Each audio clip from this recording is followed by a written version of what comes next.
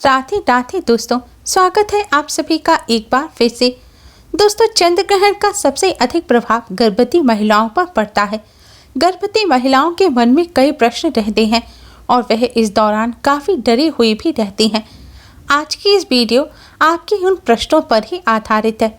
आज की वीडियो में जानेंगे कि ग्रहण और सूतक काल के दौरान गर्भवती महिलाओं को किन नियमों का पालन करना चाहिए, कौन से ऐसे कार्य हैं जो उन्हें भूलकर भी नहीं करना चाहिए, क्या टीवी मोबाइल देख सकती हैं, खाना बना सकती हैं या खा सकती हैं, सो लेट या बैठ सकती हैं, क्या गर्भवती महिलाएं ग्रहण और सूतक काल के दौरान पानी पी सकती हैं, टॉयलेट जा सकती हैं और नवजात शिशु को ग्रहण के दुष्प्रभाव से बचाने के लिए गर्भवती महिलाओं को क्या विशेष कार्य करने चाहिए, कौन से ऐसे कार्य हैं जो गर्भवती महिलाओं को ग्रहण और सूतक काल के दौरान भूलकर भी नहीं करना चाहिए, क्या गर्भवती महिला के पति को भी ग्रहण के नियमों का पालन करना आवश्यक है। दोस्तों, साल का आखिरी और भयानक चंद्र ग्रहण 28 अक्टूबर दिन शनिवार को शरद पूर्णिमा पर लगने जा रहा है। यह चंद्र ग्रहण भारत में दिखाई देगा, इसलिए इसके सूतक भी भारत में मान्य होंगे। यह चंद्र ग्रहण शरद पूर्णिमा पर रात 11:32 पर शुरू हो जाएगा। ग्रहण के दौरान नकारात्मक शक्तियां बढ़ जाती हैं जो गर्भवती महिलाओं पर बुरा असर डालती हैं। इसलिए नकारात्मक शक्तियों के प्रभाव से बचने के लिए, ग्रहण के दुष्प्रभाव से बचने के लिए धर्मशास्त्रों में कुछ ऐसे कार्य बताए गए हैं जिन्हें ग्रहण और सूतक काल के दौरान गर्भवती महिलाओं को भूलकर भी नहीं करना चाहिए। साथ ही कुछ अन्य उपाय भी बताए गए हैं जिन्हें करने से ग्रहण के दुष्प्रभाव से बचा जा सकता है। हमारे पास कई क्वेश्चन भी आते हैं कि गर्भवती महिलाओं को पूजन करना चाहिए या नहीं, टीवी देखना चाहिए या नहीं, लंबे समय तक ग्रहण है तो सो सकते हैं, खाना अगर खाना चाहें तो किस प्रकार खा सकते हैं, क्या पानी पिया जा सकता है। इन सभी प्रश्नों के जवाब आपको हम आज की इस वीडियो में देंगे। सबसे पहले यह जानते हैं कि ग्रहण के नियमों का पालन कितने समय तक करना होता है। चंद्र ग्रहण शुरू होने से 9 घंटे पहले सूतक लग जाते हैं। चंद्र ग्रहण 28 अक्टूबर की रात 11:32 पर शुरू होगा और देर रात 3:55 पर समाप्त होगा और इसके सूतक 28 अक्टूबर की दोपहर 2:52 पर शुरू हो जाएंगे, जो कि ग्रहण के साथ ही समाप्त होंगे। इसलिए गर्भवती महिलाओं को ग्रहण और सूतक के नियमों का पालन दोपहर 2:52 से करना होगा। सूतक एक अशुभ काल कहा जाता है, जिस समय कोई भी शुभ और मांगलिक कार्य नहीं करना चाहिए, इसलिए पूजा करने की मनाही होती है।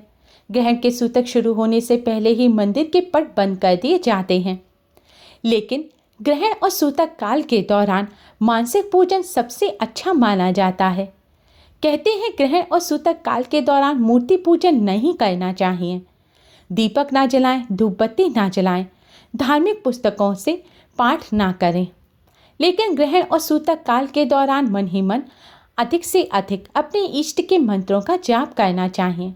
गर्भवती महिलाओं को उच्च स्वर में मंत्रों का जाप करना चाहिए, जिससे आपके चारों तरफ सकारात्मक ऑरा बन जाए और नकारात्मक शक्तियाँ आप पर प्रभाव ना डाल पाएँ।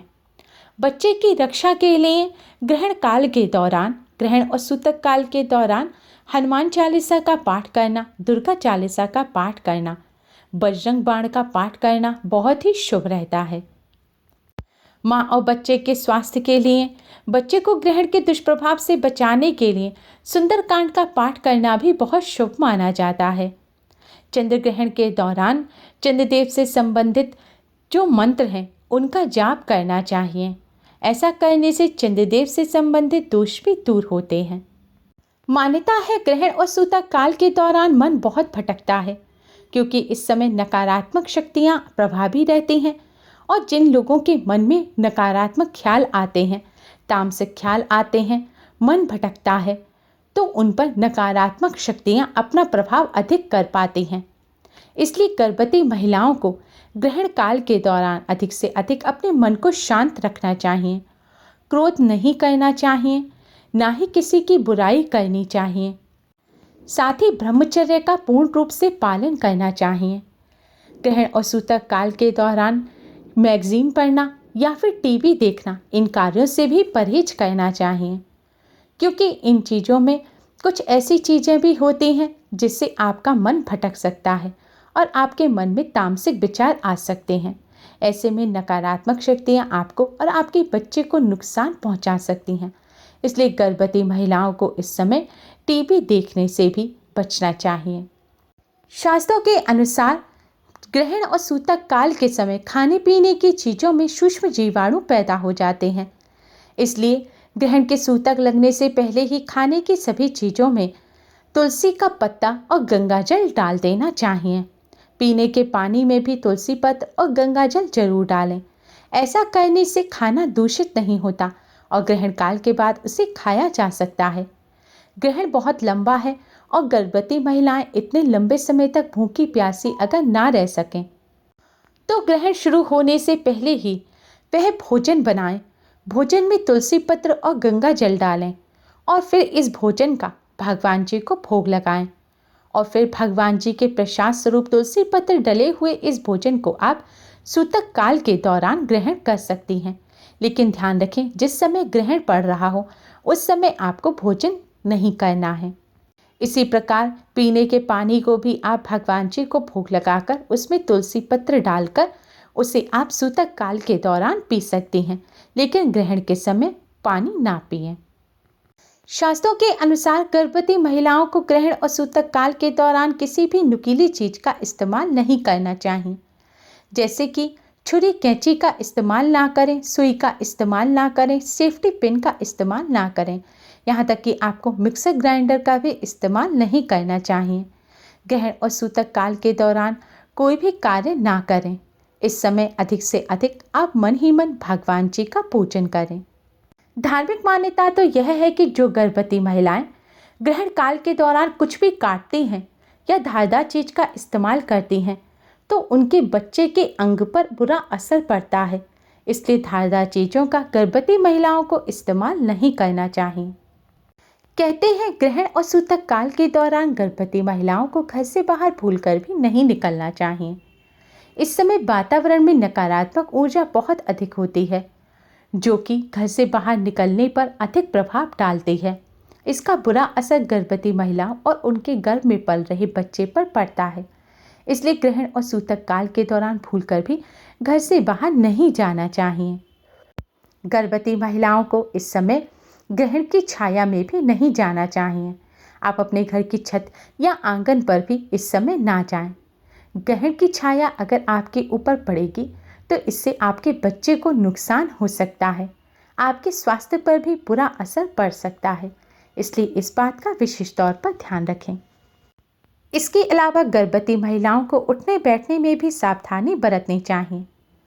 साथ ही गर्भवती महिलाओं को ग्रहण और सूतक काल के दौरान ताला भी नहीं लगाना चाहिए। इसे अशुभ माना जाता है।